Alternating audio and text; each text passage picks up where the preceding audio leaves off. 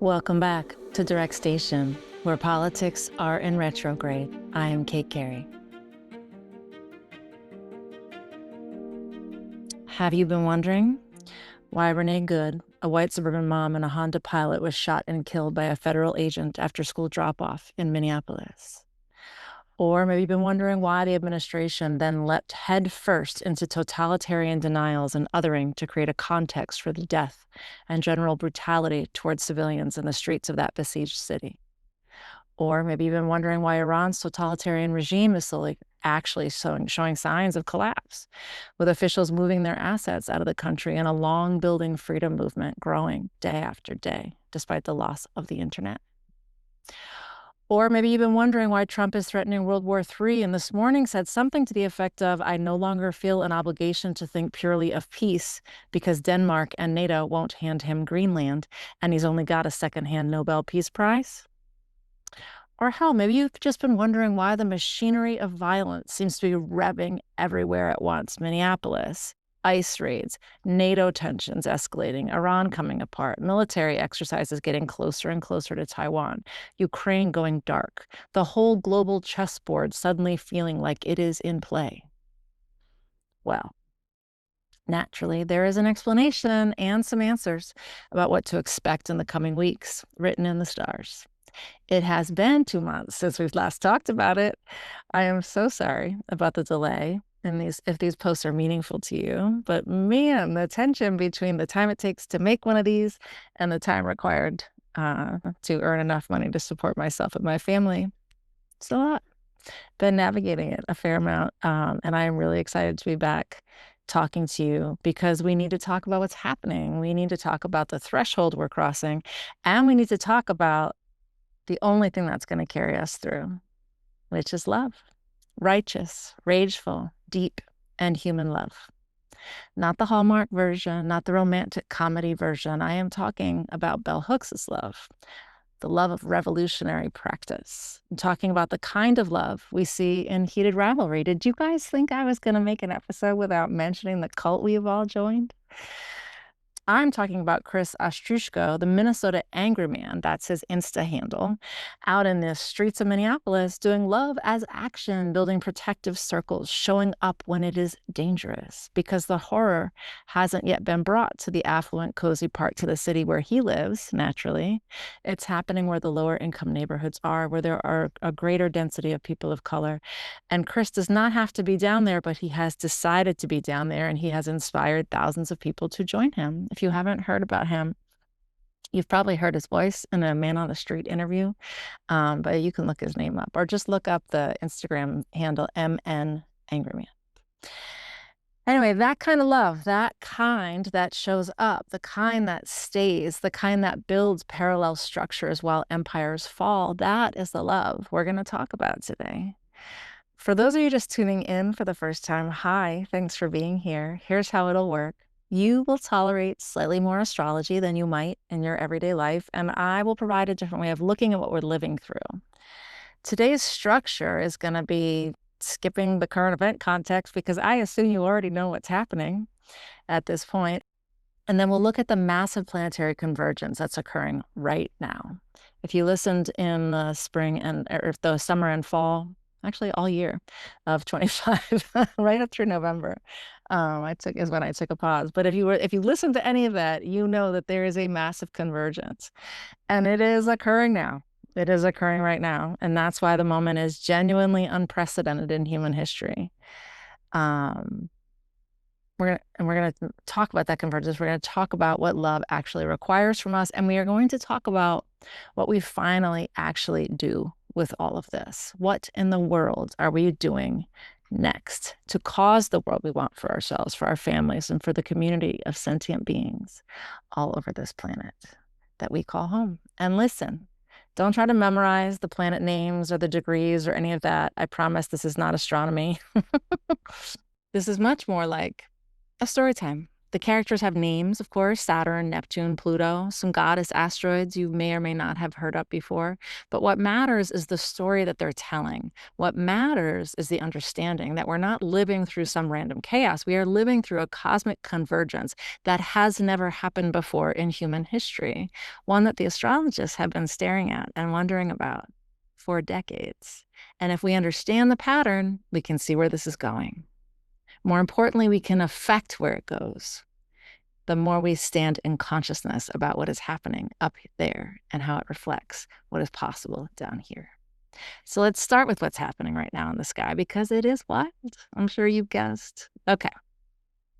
So if you've listened in the past at all, you know about the so-called Great Flying Wedge of Chaos that has been building and knocking around together up there for the last year or two, or even, well, it depends on how you look at it, but at least there's been something very significant building, I'm sure you're aware, since March of 2020, right? So for those of you who are new to this, let me just quickly insert an explainer about this wedge in particular. I need to remind you about that bigger configuration that's been built, right? So Austin Coppock, who I'm deeply grateful to for his work and for his teaching, he calls it the Great Flying Wedge of Chaos, and that's just the phrase that I've adopted because it is the most apt phrase I can think of. And right now, it is perfecting.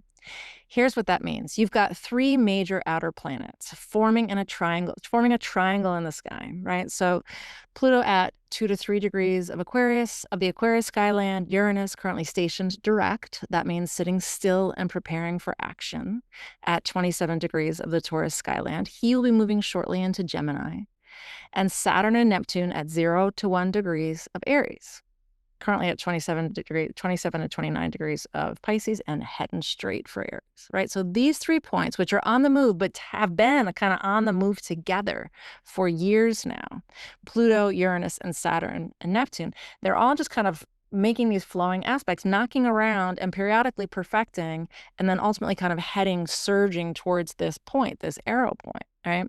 And so while they're doing that, they are all making flowing aspects, meaning they are in flowing angles to each other, not hard angles that cause us difficulty, but flowing angles that help us, assist us, right? That is why we, who are more conscious of astrology than you may be, feel some hope in this, feel some possibility in this moment, right? Where it all seems lost. Trines and sextiles, right? So you can look those words up if you want to learn more about what they mean, but they tend to mean either an unbroken flow of energy or an assisting flowing energy, right? So like an opportunity that's available. Energy moving without obstruction, like geese flying in formation or an arrow cutting through resistance. And now Saturn and Neptune, who are at that point, the front of it, are about to converge, finally, on February 20th, which means part of the wedge is actually locking into place while the rest of the configuration is still kind of humming and providing that flow.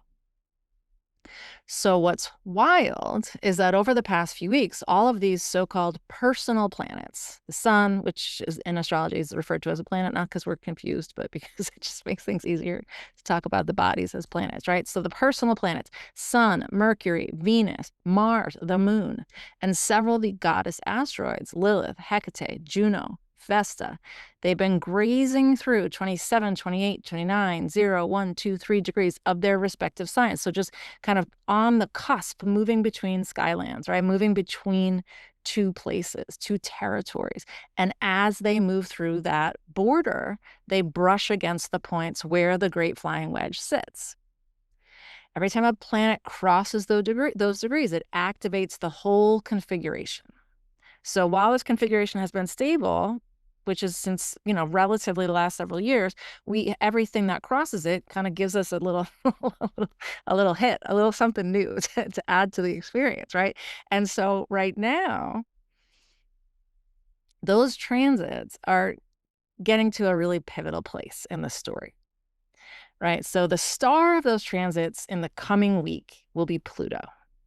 Pluto is now a degree or two off from where he was when this wedge first started forming, but he is still very much a part of it. In fact, Pluto is sort of the anchor point for this week, because while the Saturn-Neptune conjunction perfects up there in the early degrees of, at the end of degrees of Pisces and the early degrees of Aries, Pluto at 2 to 3 degrees of Aquarius skyland is what everything else needs to flow to in order to move towards that Aries section of the sky where everything will really finally come into play.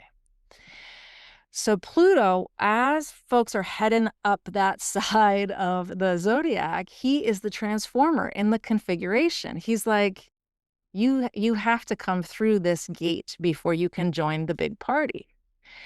So he's the one doing this death rebirth work, the one all these other energies are supporting, and the gate through which all of the life force on this planet, quite frankly, must now pass through.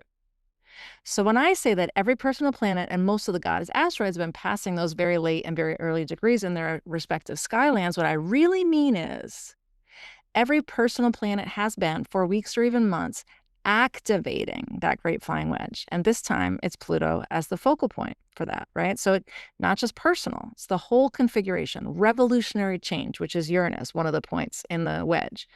Structural consequences, meeting delusion, that's Saturn and Neptune. And then the death and rebirth collective at the bottom, all working together in unprecedented harmony. And this particular configuration, on the way it's unfolding and intensifying week after week, I want to remind you, has never happened before in recorded human history. And it's beginning to perfect now as we speak, while we are living through it. That's the backdrop that we've been experiencing as these days have continued to intensify. That, my friends, is why it feels like the world is melting and why you're not even sure what to do in your own life or in the life of the planet or in the life of our country. So let's unpack a bit. Let's talk about why Pluto specifically matters so much right now. Okay, so about a third of the solar system is about to hit Pluto over the course of the next week or so, one after the other. One after the other. And what that means is that a third of the solar system, all the personal planets, and a bunch of their goddess asteroid friends are about to pass through the sort of Plutonian gate. And in so doing, bring us into the next phase of escalation in this world-changing time. We've been heading for this for a long time. We can handle it. Remember, we are not given more than we can handle. And remember, please, if you've ever listened to anything I've said before, what you and I and we and everyone else on the planet does in these next weeks will decide so very, very much for the future of our world. Intense much, Kate? But listen, I know Pluto well. You do too, probably. Most of us do. And Pluto's different. You know, that human process, that human truth of facing your shit, right? Facing your shadow, going down and in and through so that you can get out. The only way out is through, right? Think of a time in your life when you've made that choice, a choice to go down into it because you know it's the only way out of it. Manuel Miranda writes about the moments when you're in so deep it feels easier to just swim down, right? I also think about those old driver's ed manuals that told you to turn into the direction of the skid, right? That's what we're talking about. That darkness that calls us to face the truth of what we've done or what we've suffered or what we've always known. It's the moments in therapy when you finally confess the actual whole truth, right? You've had that moment? Just me? It's the moment where you give in to the sobs that have been sitting in your gut for years. Remember Robin Williams in Good Will Hunting? While Matt Damon finally faces it, right? It's not your fault, he says, over and over and over. And because of that, Matt's character is able to look into the face of his shame, of his pain, in the eyes right in front of him, right? It's the time when you realize you cannot hold your shit together any longer, and the only thing left to do is fall all the way apart. I don't think all of you will know what I'm talking about, but I know many of you will. Think of that dark place we all go to change, to transform, to become, like a seed out of the darkness. Pluto is slow. Think of how long the winter is to the human mind. In the sky, Pluto takes 248 years to go around the sun, which means he spends decades in each sign.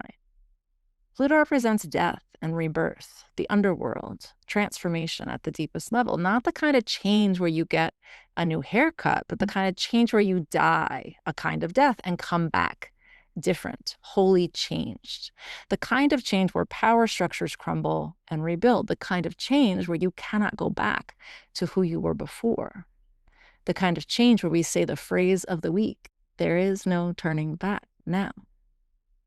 And right now, the sun is at 29 degrees of Capricorn, the very, very, very end of the Capricorn skyline, and about to cross into the neighboring territory of Aquarius, where Pluto has been building a home since March of 2023. This borderland between Capricorn and Aquarius is a very, very big deal in the history of the United States. It is there in that borderland that the US's natal Pluto sits.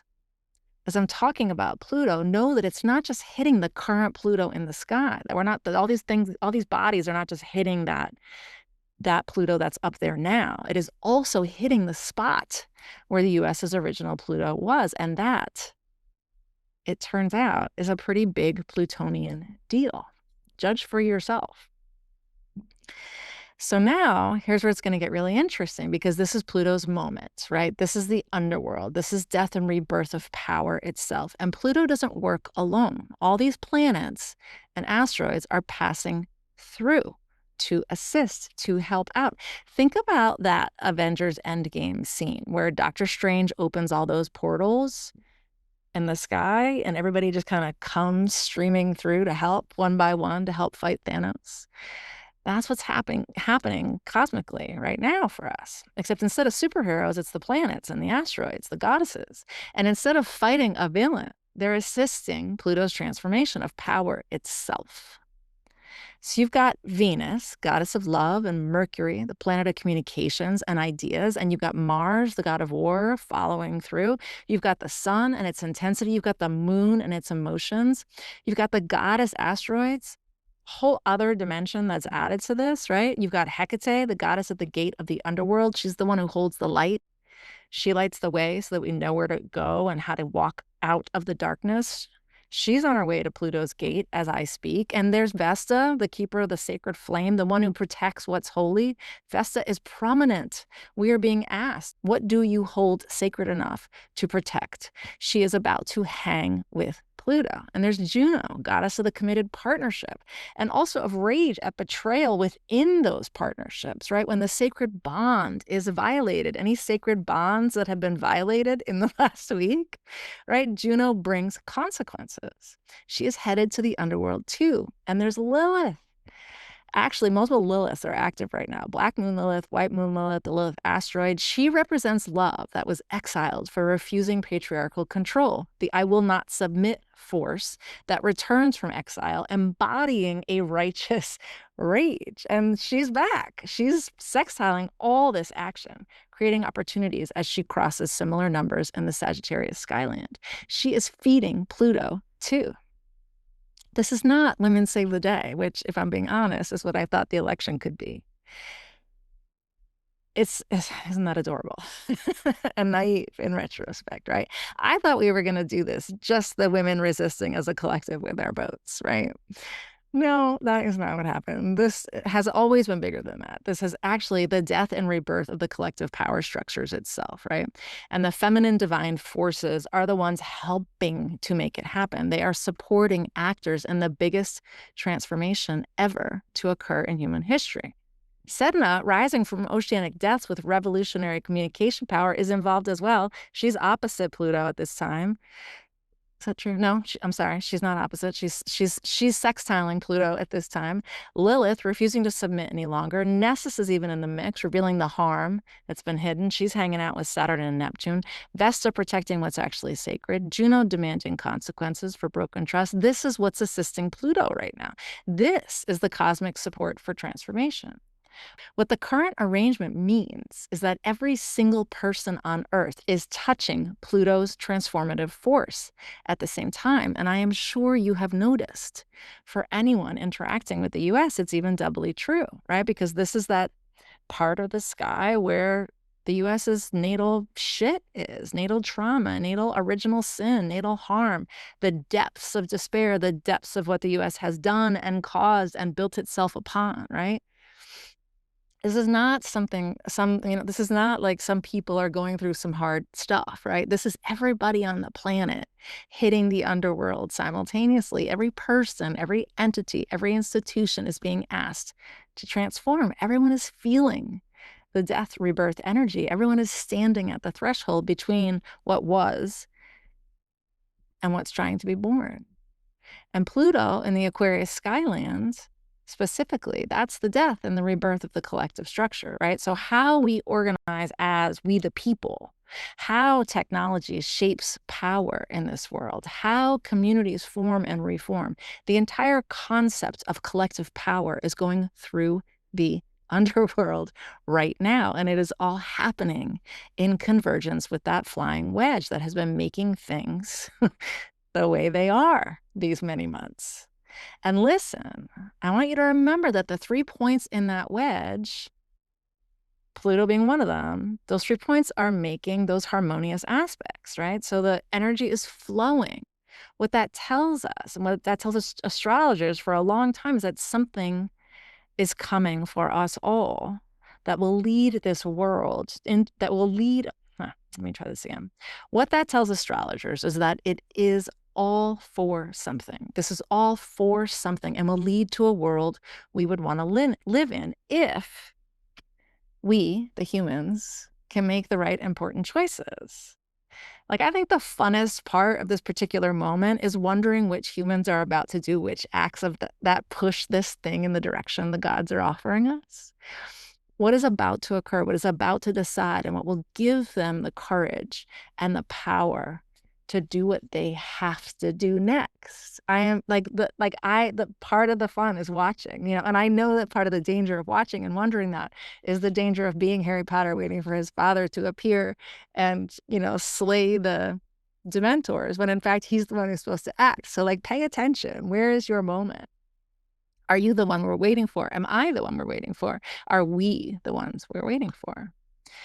Okay, so we typically do a little bit of history to understand the moment. I won't do too much of that today, but I want to tell you a few interesting facts about what's happening up there. So first bit of history I want to share is the Saturn-Neptune conjunction that's coming to its precise culmination on February 20th, but it's already rather in play. These two planets, Saturn, Mr. Serious, consequences, gravity, reality, discipline, meeting up with Neptune, Mr. Dream, Mr. Fantasy, Mr. Ideology, Mr. Mass Delusion, Mr. Spiritual. These two planets are gathering together to change the world. Other times they have connected. You've seen Tiananmen Square and the last child emperor in China, not to mention the end of the Korean War. You've got the Russian Revolution and Stalin dying. In Europe, you've got the fall of the Berlin Wall. You've got Marx's Manifesto and the birth of Darwin. In the US, you've got the birth of Lincoln. You've got the start of the Revolutionary War. I'm telling you, big things happen. So yeah, we can assume that we're living through something decisive as this thing comes to pass. And I mean, if you think about the last emperor of China, who was a baby, you may have noticed that we have our own baby emperor, right? The tantrums, the complete lack of understanding about how power actually works, the puppet-like quality, even as he thinks he's in control, the lack of object permanence, the id of it all. And he's presiding over the dissolution of the American Empire during the exact same cosmic signature as when the baby presided over the dissolution of the Chinese Empire. And so the patterns of these dissolutions are always the same. First, you've got this ideological fantasy getting codified with these massive resources and authoritarian power, and then something collapses from within. Saturn's discipline cannot contain Neptune's mass delusions forever. February 20th is when the conjunction perfects. That's when the music stops. That's when something locks into place. A direction gets decided. And between now and then, we, you, me, everyone paying any attention at all, we affect which way it goes. There's much, much more to come this year, but that's the first real turning point this year, whether we know it on that exact day or not. So the space between now and then is the space where our choices matter, where what we do, how we practice love, how we build community, how we tell the truth, how we show up actually affects which version of the future crystallizes. And the Pluto of it all, just to peek at the history, last time Pluto kissed the sun, we call that a cazimi, when somebody kisses the sun. So the last time we had a Pluto cazimi, the last time the sun shined its light on Pluto's underworld was inauguration 2025.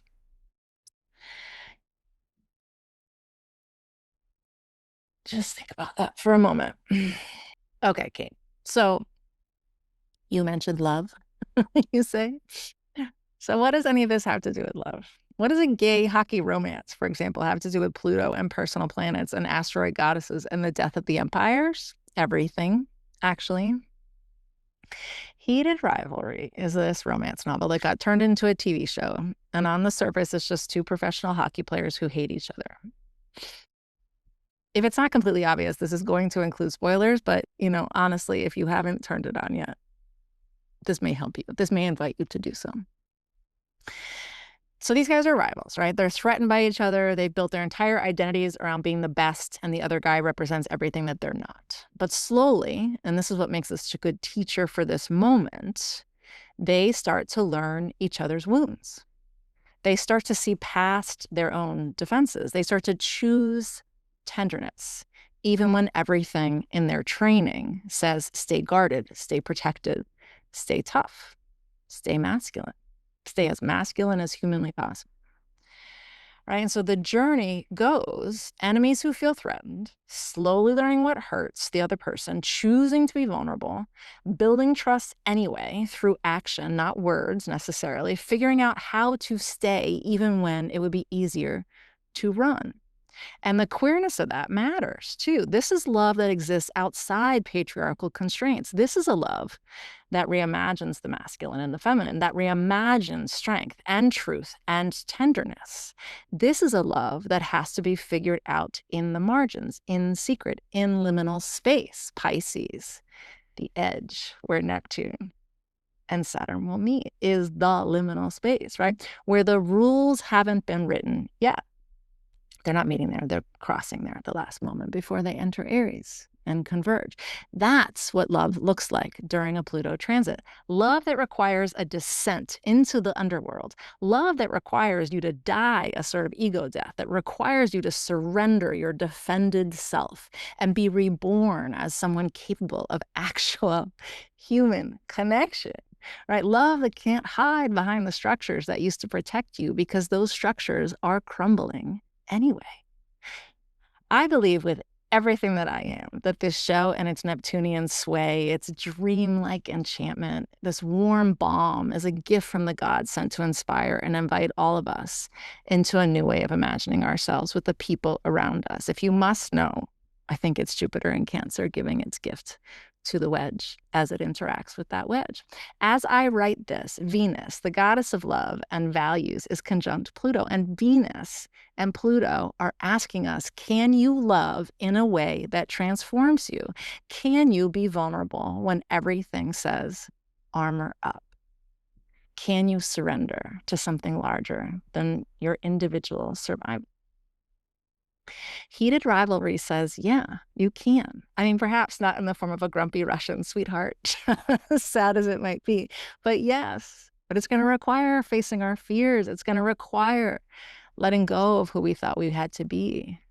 Equally relevant, though, is Bell Hooks' final published work, which was released shortly after her death in 22, I believe. In All About Love, she taught us that love isn't about the feeling. Love is about the practice, what she calls the revolutionary practice of love. About Shane and Ilya, if you will, about the ICE agents, about even that tiny Nazi man, Greg Bovino. She writes, quote, the masculine identity offered men as an ideal in patriarchal culture is one that requires all males to invent and invest in a false self. From the moment little boys are taught they should not cry or express hurt feelings of loneliness or pain, that they must be tough, they are learning how to mask true feelings. In the worst case scenarios, they are learning how not to feel anything ever.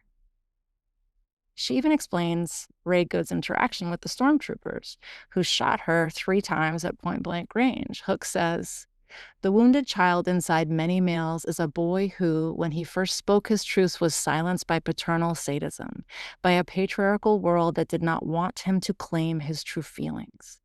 The wounded child inside many females is a girl who was taught from early childhood on that she must become something other than herself, deny her true feelings in order to attract and please others.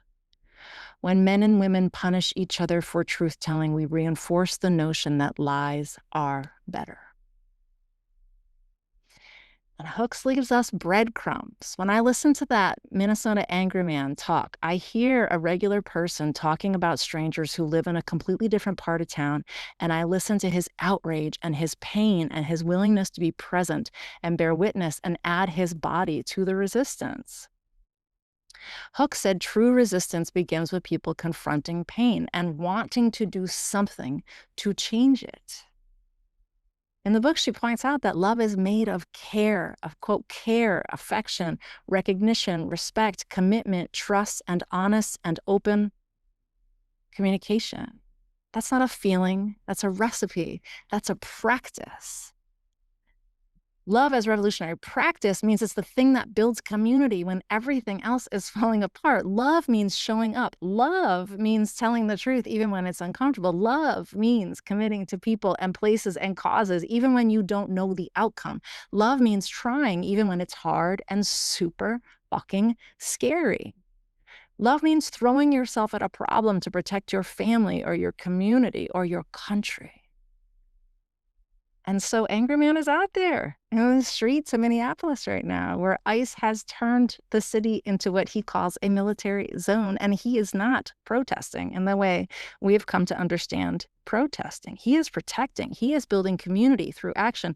He is standing between federal agents and his neighbors. He is creating protective circles around people who are terrified, and he does not have to do that.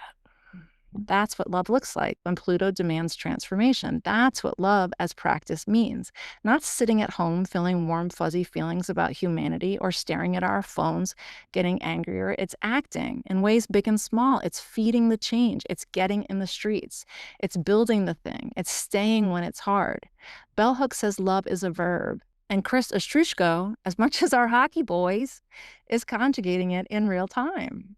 This is what the cosmic weather is supporting right now, not the old model of power, domination, extraction, control, right? But something built on care, on trust, on commitment, and showing up. The feminine divine forces assisting Pluto are not bringing soft, pretty energy. They're bringing fierce, protective love. We have to now reimagine the feminine and reimagine the masculine.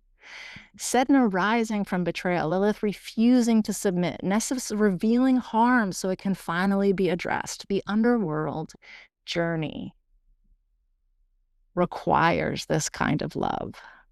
The transformation of power itself requires it, and we're all being asked to practice it right now, whether we feel ready or not. Empires are falling.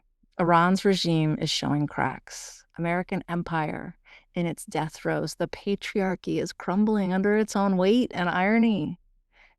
These aren't random events. These are the old structures that cannot hold, being dissolved by Neptune while Saturn tries to enforce them. And Pluto, underneath it all, is transforming the very concept of power. The pattern shows this gets worse before it shifts. The baby emperor throws more tantrums. The machinery of violence revs louder. More Renee Goods become martyrs. White women discovering they're not actually safe either. Nobody is. Violence in the streets is not just for Sandra Bland or George Floyd or Philando Castile. It is now, finally, and completely available for anyone who resists the overlords. The scales, thank God, have finally fallen from our eyes. But the pattern also shows. On the other side of the underworld journey is something that couldn't exist before. New forms of power, new ways of organizing, love as the foundation instead of domination. We are in the part of the story where it's dark and you cannot see the way out yet. The part where you have to trust the process, even though the process feels like dying. That's what Pluto always asks of us, to allow what you were to die so you can become what you're meant to be. And the feminine divine forces, Lilith, Sedna, Nessus, Venus, Hecate, they are saying we have been in this underworld before. We know the way. We were exiled, we were betrayed, we witnessed harm, and we transformed all of it into power. Come with us. The way out is through, they say. Okay. So what do we actually do with all of this then? How do we work with the cosmos? How do we affect what locks in late February and what unfolds after that before the next big event, which, by the way, is in April? We'll talk about April later, but let's focus on us. Let's focus on this week. First, an action. Find your version of what Chris Ostrushko is doing. Find your love as practice. This is not, do you feel loving today? This is, what did you do today that built community, protected somebody, told the truth, showed up when it was hard? Maybe your version is mutual aid in your neighborhood. Maybe it's showing up at city council meetings. Maybe it's the protective circle you form around the kid at school who's being targeted.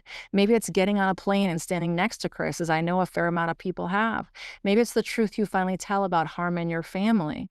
Maybe it's the stranger you help when ICE is in your town. Maybe it's the food you deliver to someone who's scared to leave their home.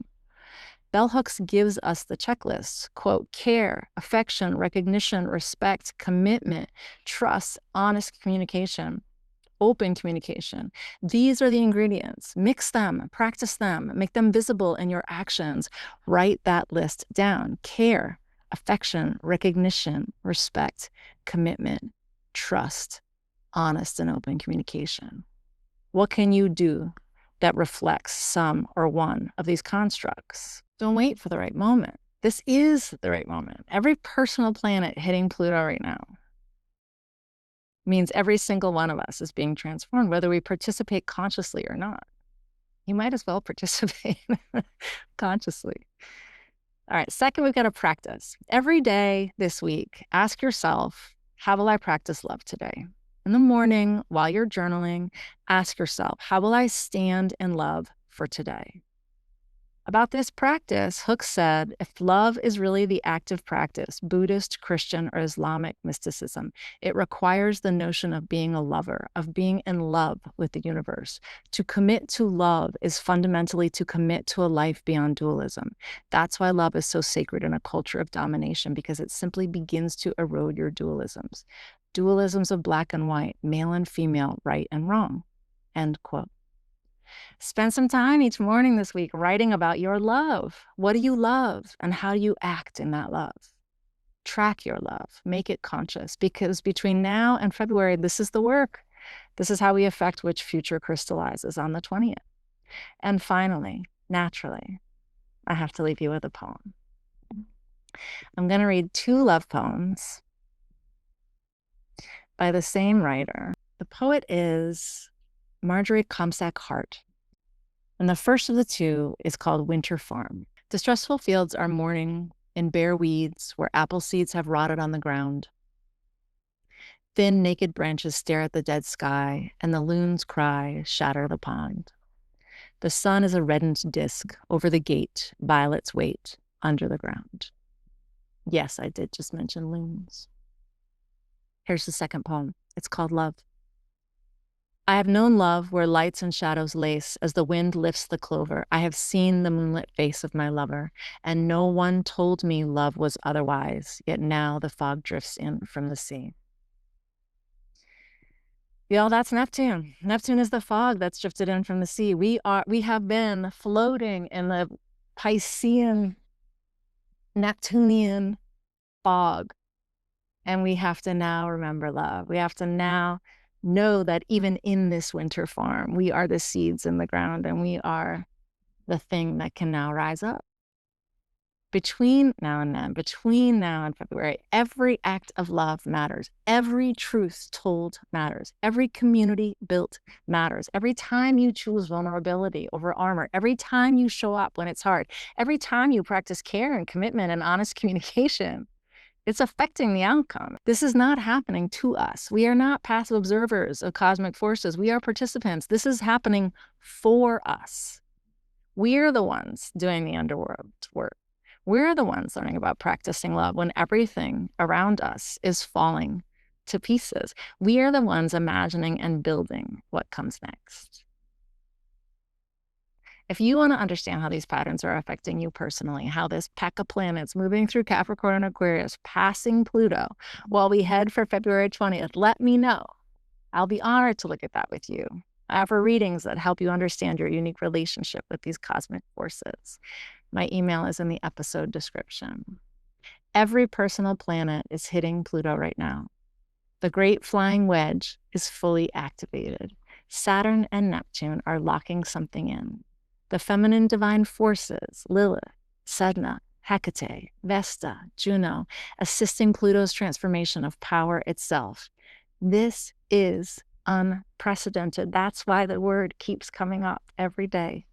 This has never happened before. And love, the kind that practices, the kind that builds, the kind that stays, is how we move through the underworld and what we build on the other side. The baby emperor is surely raging. Empires are surely falling. And we are writing the next chapter through every choice we make to practice love instead of fear, community instead of isolation, truth instead of comfortable lies. Until next time, be well, be conscious, be kind. I will see you as soon as I can. Take care.